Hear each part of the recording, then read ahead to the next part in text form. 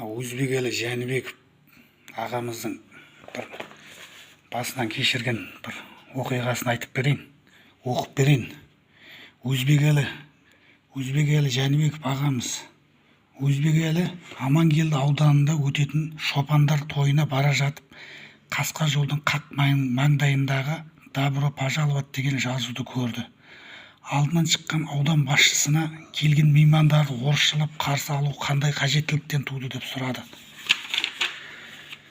Аудан басшысы не жауап айтарын білмей сасып қалады. Шопандардың алдында оқитын баяндамаң дайын ба деп Өзбекәлі қабағын шытып. Дайын мінеки деді басшы. Көз жүгіртіп қараса орысша жазылыпты. Қанша орыс қойшы бар дейді Өзбекәлі.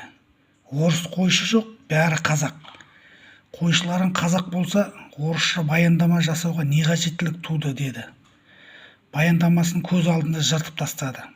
Қазір барғасын қазақша сөйлейсің. Аудан басшысы кінәлі баладай үнсіз қалды.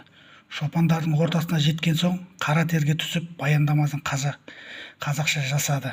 Тілінің ұшынан емес, жүрегінің ішінен шыққан шынайы сөздерге шопандар риза болды.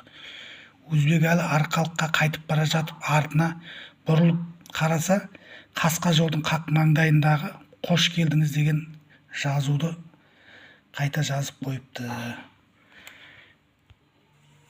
Қазақ тіліне деген құрметі деген күшті болған ғой, қазаққа деген құрметі, қазақ тіліне деген мықты болған ғой, мықты кісі болған.